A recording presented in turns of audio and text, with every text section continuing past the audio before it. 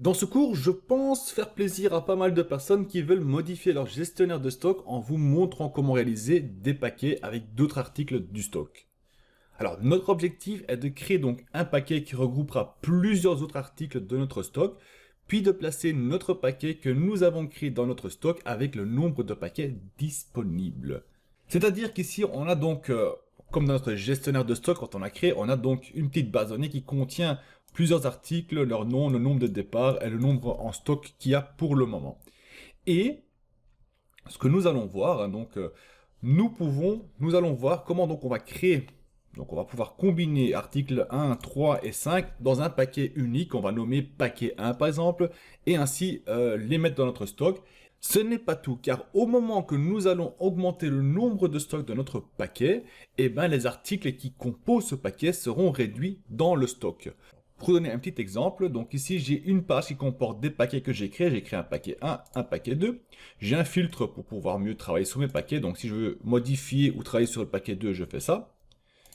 Ici on a donc une liste qui regroupe donc les paquets qui sont disponibles. Donc, les paquets disponibles, ça veut dire que si je crée un nouveau paquet, je viens ici, je crée donc un nouveau paquet, je l'appelle donc pack 3, vous pouvez l'appeler comme vous le voulez. Ici donc il s'appelle pack 3 et on pourra donc travailler avec. Désormais, donc on voit que le paquet donc il a un nom, il est composé d'articles, donc si je vais nouveau sur paquet 1, on voit qu'il est composé de 3 articles, le paquet 1, il est composé d'articles 1, 3 et 5, et que ce pack comporte donc 5 articles 1, 10 articles 3 et 2 articles 5. Donc ça c'est le paquet numéro 1. Par la suite, nous avons donc le booking, où ce que nous allons faire les transactions de notre stock, où ce que les stocks rentrent et sortent. Ici, je ne vais pas faire les entrées et les sorties de tout, on va simplement s'occuper des petits paquets qu'on va créer. Et comment on va faire ça? Donc j'écris ceci, il faut le voir comme un petit formulaire que vous pouvez créer à part ou dans un user form, c'est à vous de voir, mais c'est pour plus facilement illustrer ce que je veux faire. Ici donc j'ai une liste déroulante qui contient donc les numéros des paquets qu'on a créés. Donc si je sélectionne paquet 1 et je dis que je veux en avoir un, je dis donc créer un paquet, donc je fais paquet, c'est pour le créer le paquet. Et donc notre transition du stock, il dit quoi? Il dit que dans l'article 1, il faut en retirer 5, donc moins 5 pour créer le paquet 1. Il faut en retirer 3 d'article 3, 10 pour créer le paquet 1. Il faut retirer 2 articles 5 pour créer le paquet 1. Et avec tout ça ensemble, on a créé donc un nouveau, donc plus un paquet 1. C'est-à-dire si je vais dans mon article ici, alors qu'est-ce qu'on peut voir déjà ici? On peut voir que le stock de départ ici était de 50 et désormais 45, car on a enlevé 5 du stock des articles 1. L'article 3, on en a enlevé 10, donc ça veut dire qu'on revient à un stock de moins 4, donc il nous manque 4 pièces en stock, bah oui. Il nous manque donc 4 pièces, tant pis. Et à l'article 5, eh ben, on a enlevé 2 de l'article 5, donc de 35, il est passé à 32. Désormais, mais ça, il faudra le faire manuellement. Vous pouvez toujours faire avec un code par la suite pour quand on crée un pack, de l'ajouter à nos articles ici, qui s'appelle donc pack 1.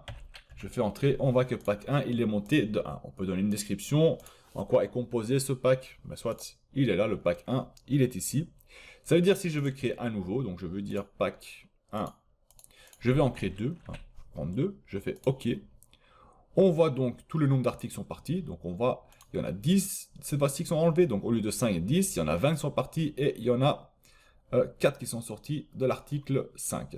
Si je vais dans l'article ici, on voit que ça a bien diminué, et on voit que le pack est de 3, il commence à les compter ensemble. Allez, sans plus tarder, on va travailler là-dessus, donc je suis Daniel Tutoriel, allez, c'est parti.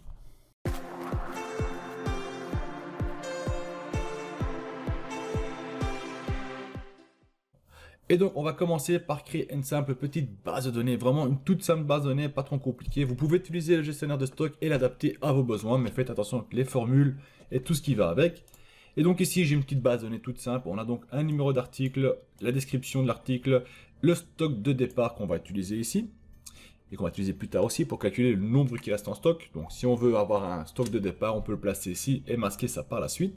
Puis nous allons donc sélectionner donc la colonne qui contient les numéros d'articles et qu'on va donc nommer article. Article, voilà, je fais entrer pour enregistrer cette plage de données sous le nom article. Puis on va créer une page qu'on va donc nommer paquet, donc une page où on va créer des paquets. J'ai déjà créé donc une page qui contient donc mes paquets, une petite base de données, donc on va mettre donc le nom du paquet, de ce nom-ci, très important, on va utiliser par la suite. On aura donc ici, avec une liste déroulante, donc je vais dans données, je vais dans validation de données, je vais créer une liste qui contient donc mes articles. Voilà. Donc désormais, j'ai une liste qui contient mes articles qui se trouve sur la page articles. Ici, on va rechercher donc la description des articles, si on le souhaite, c'est pas obligatoire, mais on va le faire, hein. On va faire égal à une petite recherche V pour le faire rapidement. On peut faire un index équivaut si on veut, mais une recherche V, c'est aussi bon. Alors la valeur recherchée, c'est le mode article qui est à côté, dans la table de matrice qui se trouve donc ici. Je prends tout le tableau. Je vais afficher la deuxième colonne. Je veux une valeur exacte, donc 0. Je ferme, je fais entrer un petit NA car il ne trouve rien du tout, ce qui est normal. Je vais venir ici, je fais donc un si erreur. Hop, et on masque s'il y a une erreur dedans. On ferme, voilà, voilà. Donc la formule, hein, elle est ici, je vous l'affiche à l'écran. Donc si erreur, recharger un article, vraiment pas compliqué à faire. Le nombre, on va laisser comme il est là, on va laisser comme c'est. Et ici, donc, l'objectif qu'on va avoir, donc, c'est de créer des petits paquets. Alors, comment est-ce qu'on va faire ça? On vient ici et j'indique donc le pack 1 qui comporte donc l'article numéro 1.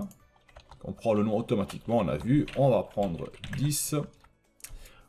On va dire pack 1 tout le temps, on s'occupe avec le même pack, donc le pack numéro 1. On va prendre donc l'article 3. Là, on va en prendre 5. Et on va encore ajouter un article en plus, le pack 1, on va ajouter l'article numéro 6. Et on va en prendre qu'un seul de cet article-là. Voilà de quoi est composé donc mon petit paquet pack 1. On peut changer, on peut dire voilà c'est le paquet, paquet Noël par exemple. Hein, ou le paquet pack. On peut choisir le nom qu'on veut, hein, mais cette fois-ci c'est pack 1. Je vais créer donc un deuxième pack. Je vais créer un pack 2. Qui est composé donc d'articles 2, 3 comme ça. Le pack 2 est composé d'articles, on va sélectionner ici, article 9, on va en prendre un, et voilà, c'est tout ce qu'il est composé, ce pack-là. Bien sûr, vous pouvez faire ces entrées dans votre base de données de pack avec un formulaire ou le rendre un peu plus beau et beaucoup plus productif que ce que je fais maintenant à l'écran. Je vous le montre ainsi, ça prend beaucoup moins de temps que de devoir créer des formulaires de saisie hein, qui vous pouvez le faire vous-même. Alors, une fois qu'on a fait ça, qu'est-ce qu'on peut faire si on veut modifier le pack? Vraiment très simple, si vous avez une version de Microsoft Excel au-dessus de 2010, vous venez ici dedans, vous allez dans création, vous apportez des segments, vous dites que vous voulez donc uniquement les packs, vous faites OK, et vous avez donc vos packs qui sont là. Voilà, vous avez vos packs qui sont affichés ici dedans. Ça veut dire que si vous voulez modifier le pack 1, vous sélectionnez pack 1, vous modifiez les quantités, les nombres. Si vous voulez le pack 2, vous allez là, vous pouvez ajouter, modifier, soit vous voulez ce que vous voulez, vous pouvez faire ce que vous voulez. Donc si je fais ici pack 2, et je vais ajouter l'article 4, je vais en ajouter 2 dedans. Voilà, c'est possible sans trop d'efforts. Vous pouvez filtrer vos packs et donc travailler et les gérer. Désormais, on va devoir donc créer une liste des noms des packs qui se trouvent ici. Et pour cela, on va devoir extraire donc des valeurs uniques. La semaine passée, j'ai créé une vidéo, donc une vidéo pour retrouver comment créer donc une liste avec des valeurs uniques sans doublons. Et on va appliquer donc cette méthode pour aller rechercher des valeurs uniques dedans. Et donc pour faire ça, j'ai créé déjà l'emplacement pour la liste qui se trouve là. On fait donc est égal à index. Qu'est-ce que je veux? Je veux récupérer les noms des packs qui se trouvent là, qui correspondent donc à equiv 0 nombre 6. Voilà, la plage des critères, tout simplement ce qui se trouve au-dessus. Donc je vais bloquer K4, voilà, donc, double point, et puis les bloquer. Allez, hop, on va le faire manuellement. Donc je vais placer ici un signe $, devant et derrière, voilà. Je ferme cela, donc voilà ce que je veux rechercher, un type, je veux un type exact. Je ferme une fois, deux fois, et je fais CTRL MAJ entrée. Il m'affiche que j'ai oublié quelque chose. Bien sûr, j'ai oublié quelque chose. Qu'est-ce que j'ai nouveau fait comme bêtise? J'ai fait une bêtise quelque part. Car j'ai oublié de définir donc le critère, bien sûr. Donc ici, hop, point virgule. Allez, trop vite, c'est pas bon. On reprend donc celui-ci. Voilà. Et je fais ceci, CTRL MAJ entrée, et on obtient pack 1. Si ceci, je tire vers le bas, très bas, vous pouvez aller aussi bas que vous voulez. On obtient donc les deux packs et des erreurs. Les erreurs, on va les éviter, donc je fais un double clic ici. Je viens modifier ma formule, donc je fais un si erreur. Voilà. À la fin de la formule, je mets un point virgule, guillemets, guillemets, et je ferme. Je valide de nouveau avec CTRL MASH, entrée. Et je les tire vers le bas, ou je fais un double clic sur le côté. Ainsi, on a uniquement donc les packs qui s'affichent. Si on ne veut pas, donc on a vu dans la vidéo précédente, si on ne veut pas utiliser le CTRL MASH, entrée, pas de problème. On revient ici, je fais un double clic. Donc au lieu de faire directement le nombre ci, on va le placer dans un index. Ainsi, ça devient un tableau. Voilà. Alors, l'index se termine ici. Je fais ceci, je fais un point virgule, je fais entrer normalement et on obtient le même résultat sans devoir utiliser le CTRL MASH entrée. Donc c'est un peu plus long la formule est un peu plus longue, mais peut-être plus facile pour certains d'entre vous. Donc là on a donc des packs en valeur unique. Désormais on va donc créer une page booking, comme j'ai déjà créé ici. Et cette page booking va donc comporter un tableau qui comporte, donc il y aura donc le numéro d'article, donc nos numéros d'article, aura donc le nombre, aura donc les commentaires et le numéro de booking. Alors l'objectif serait de, au moment que je vais sélectionner, je vais faire ça d'abord, on va à nouveau dans Packs, j'ai oublié, on va créer un nom pour aller récupérer uniquement des valeurs qui ont des cellules qui sont pas vides. Donc on va faire est égal à décaler. Alors la référence, c'est ce qui se trouve ici, je vais la vérifier avec F4, colonne 0, ligne pardon, 0, colonne 0, nombre si, donc point si, voilà. Plage des critères, tout ce qui se trouve ici. Hein. Si votre liste est plus longue, vous faites plus long. Le critère, tout ce qui est pas vide, donc tout ce qui a du texte dedans, donc minimum du texte, donc formule ça ne compte pas. Voilà, on va utiliser ça.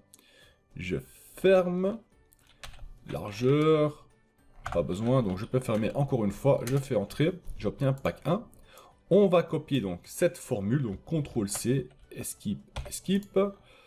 On va donc dans formule, gestion des noms, on va créer un nouveau nom, qu'on va donc nommer packs, si on sait que c'est pour les petits paquets.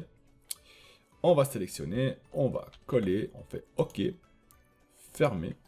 Ça, on peut l'effacer et on va vérifier si cela fonctionne. Donc, on va dans gestionnaire des noms, on va dans Packs, je vais cliquer dessus et je vois qu'il ne fait rien du tout, ce qui n'est pas bon. Normalement, il devrait sélectionner les cellules qui se trouvent là. Et donc, ouais, c'est bien ce que je me disais, il s'est gouré, il a placé donc le K dedans et pas le L. Donc, on revient ici, on fait donc K au lieu du L, donc on change le L en K. Et on va d'ailleurs les verrouiller avec le signe $, entre, ainsi on est sûr qu'il ne va pas chercher ailleurs, donc entre et devant. Hop, ça comme ceci. Je vais donc valider, je fais ceci, ça fait valider. Je ferme, je vais nouveau en gestionnaire des noms, je vais dans Packs, je clique, et cette fois-ci, on voit qu'il a sélectionné.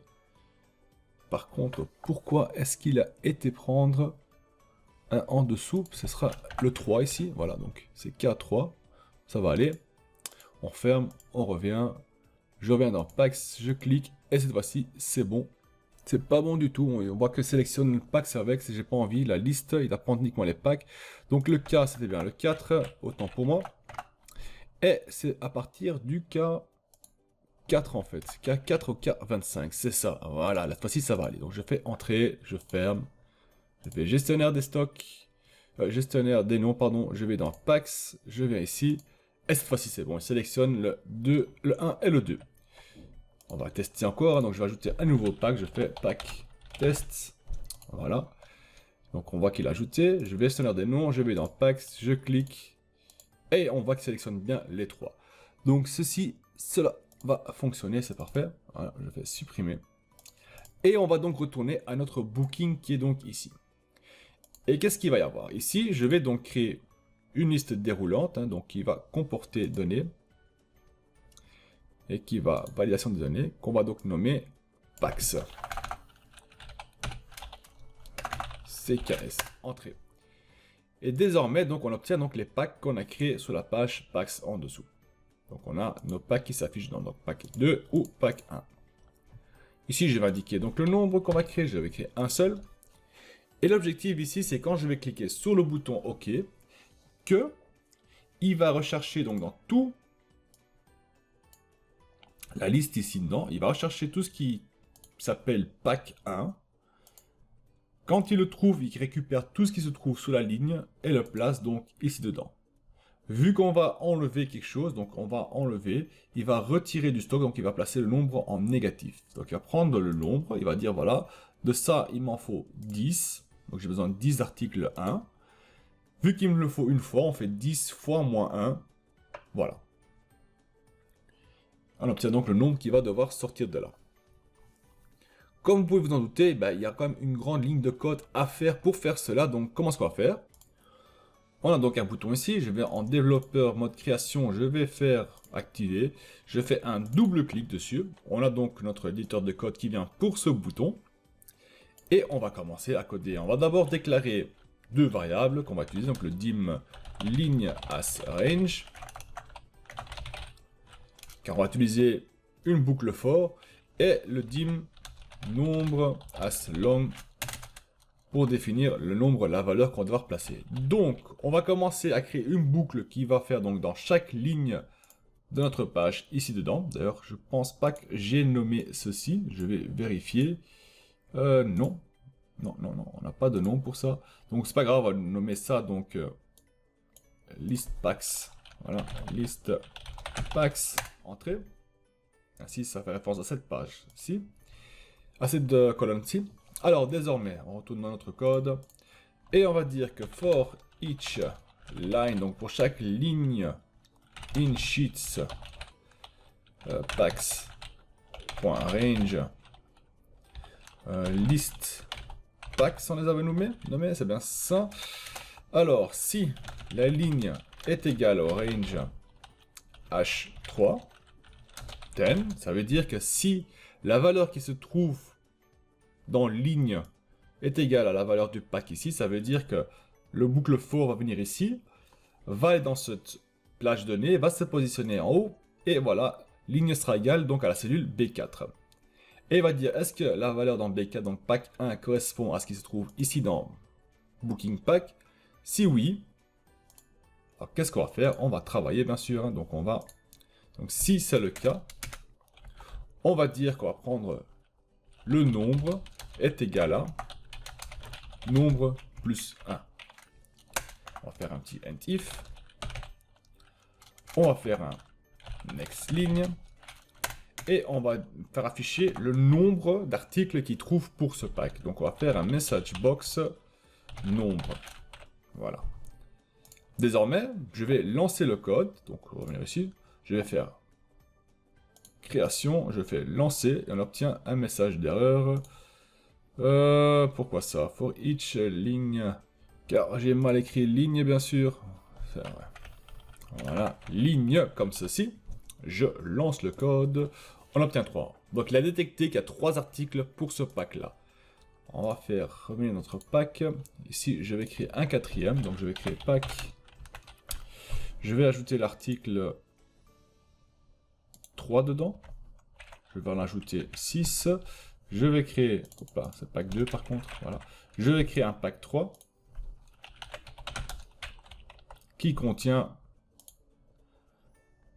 3 articles 7. Voilà. On retourne ici. Cette fois-ci, je vais changer. Je vais prendre le pack 2. Je vais lancer. Et me dit qu'il y a 4 articles dans le pack 2. Donc c'est vrai. Donc le pack 2 comporte 4 articles. Si je viens ici, je filtre en pack 2. On voit donc 1, 2, 3, 4 articles dedans. Si je choisis le pack 3, et avec un seul article dedans, il m'affiche un seul article, ça c'est parfait. Il a donc compté le nombre d'articles qu'il y a. Donc cette fois-ci, ce qu'on va faire, c'est rechercher les informations qui se trouvent donc sur les lignes ici, les récupérer et les placer dans notre tableau Booking. Pour ça, on va revenir donc sur notre petit code ici. Je vais supprimer le message box nombre, ça j'ai plus besoin, ça non plus, c'était pour montrer en fait qu'il les calcule bien. Donc je vais faire un peu de nettoyage. Ici, le nombre, je vais le changer en DL de dernière ligne. Voilà. Et qu'est-ce qu'on va faire? Donc, for each line, blabla, tout ça, c'est parfait.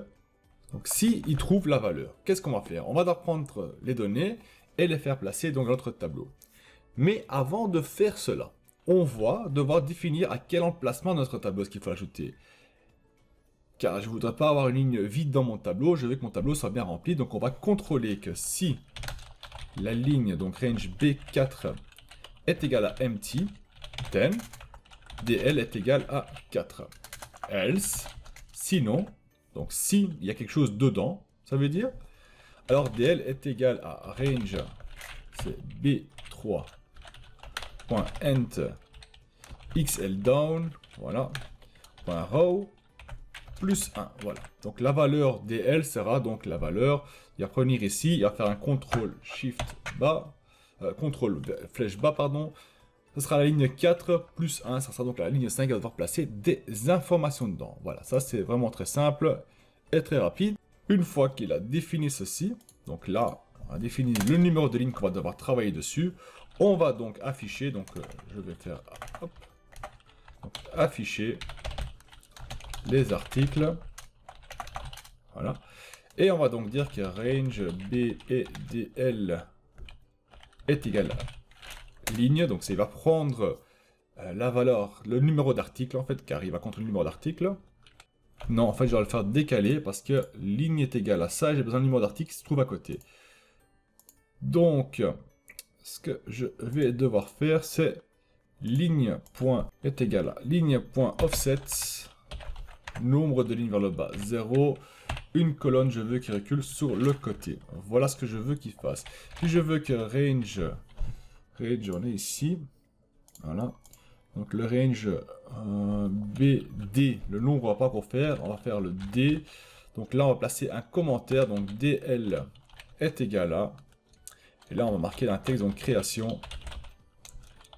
Hop, ça on fait donc, et range H3. Voilà.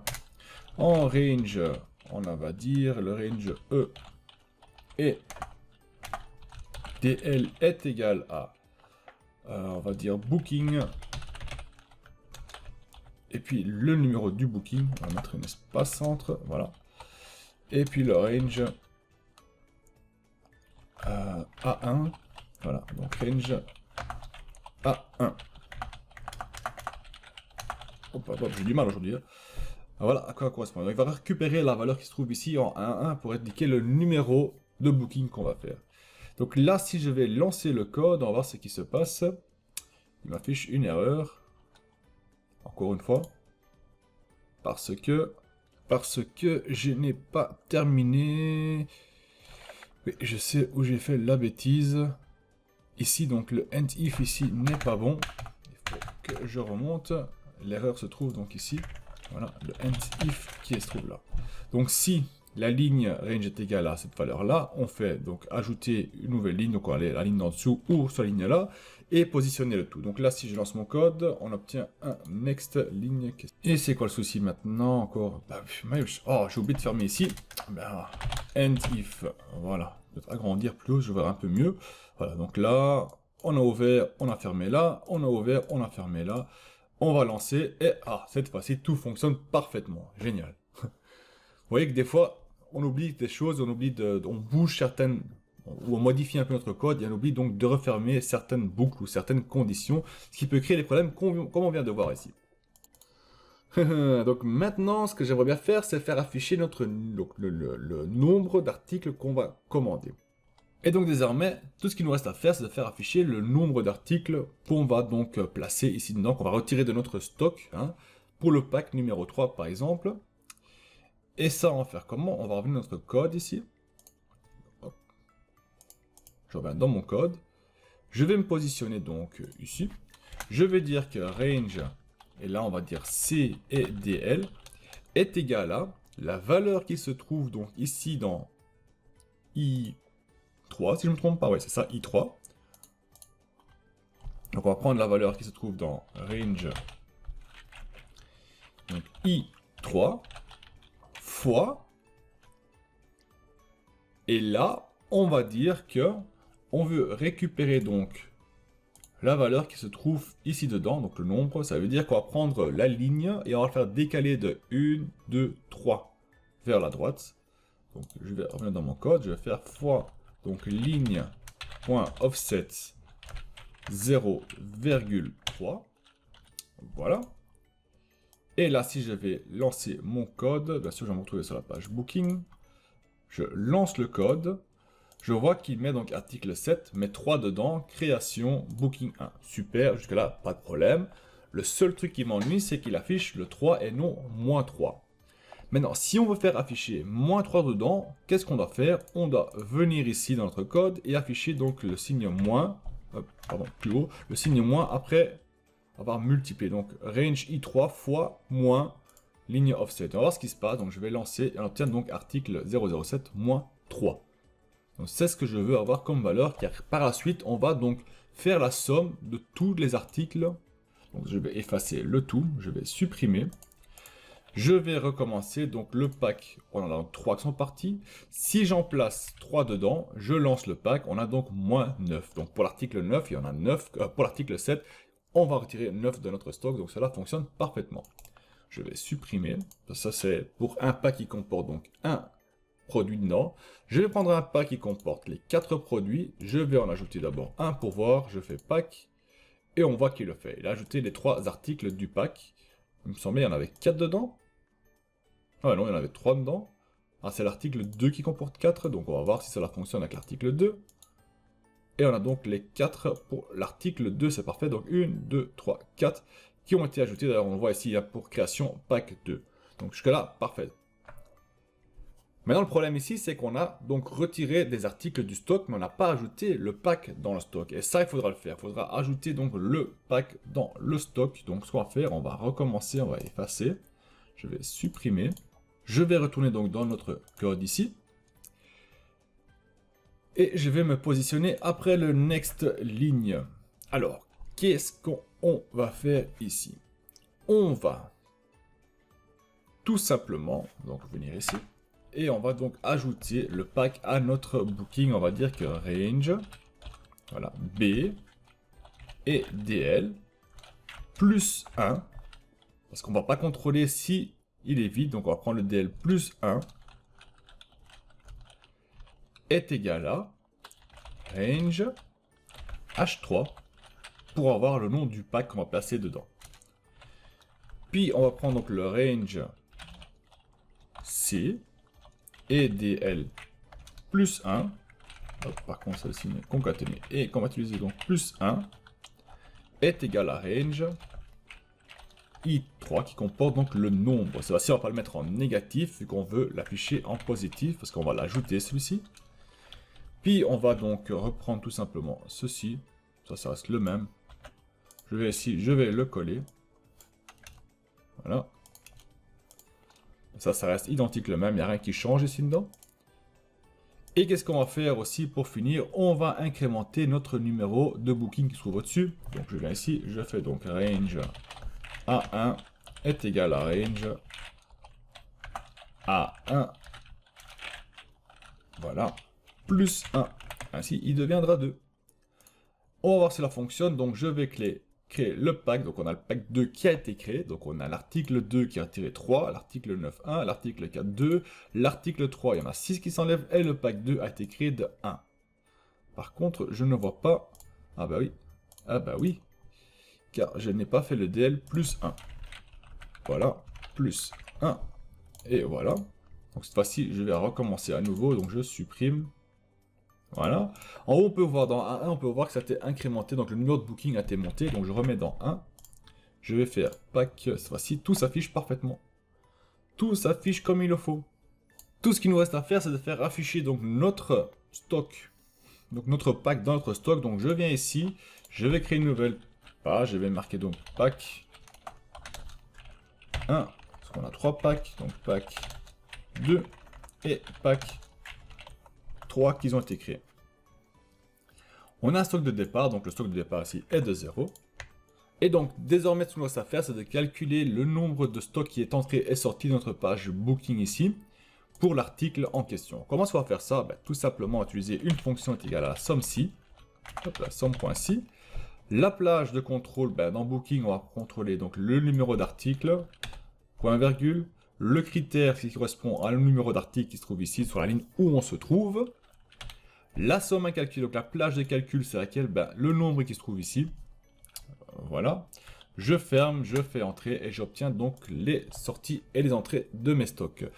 Donc là, on voit que l'article 1 ici, il n'y a rien qui s'est passé. L'article 2, il y en a 3 qui sont sortis. L'article 3, 6. L'article 4, 2.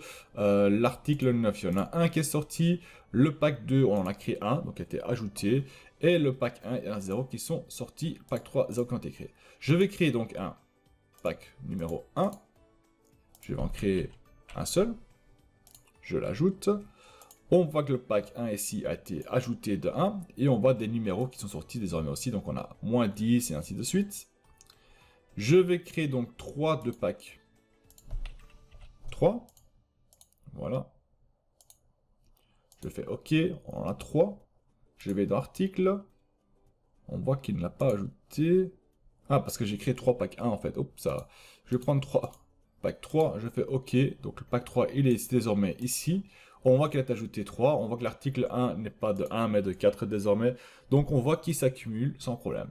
Si on veut faire ajouter le stock de départ qui se trouve ici dedans, ben on vient ici dedans. Double-clic. Et on va donc simplement faire est égal à donc, la valeur qui se trouve à côté, stock de départ, plus la somme. Je fais entrer. Et cette fois-ci, on a que la somme de départ additionnée par les entrées et les sorties de stock qui se trouvent donc sur Booking ici. On peut d'ailleurs masquer ceci, on n'a pas besoin. Hop là. On a donc notre petit gestionnaire de stock qui est ici, qui est capable de créer, de générer des paquets où ce que les articles sortent automatiquement au moment qu'on crée un paquet. Et le paquet est donc augmenté. Donc désormais, si je veux vendre un paquet, ben, tout simplement, je viens ici, je vends un paquet et au lieu de 4, il n'y aura plus que 3 dedans. Ça veut dire si je viens ici et je vends un paquet, donc il faudra créer une possibilité de pouvoir vendre un paquet. Donc je dis voilà, pack 3, il y en a un qui sort, je fais moins 1. Et bien on voit qu'elle diminue à 2. Il est à 3, désormais il n'est plus qu'à 2. On peut attacher aussi des valeurs et ainsi de suite. Et donc voilà comment ajouter facilement des paquets à votre gestionnaire des stocks. Si vous avez des questions ou des suggestions, faites-le moi savoir dans les commentaires. Et dans un prochain cours, nous allons voir comment calculer la valeur de notre stock actuel avec un système de FIFO. Allez, salut tout le monde!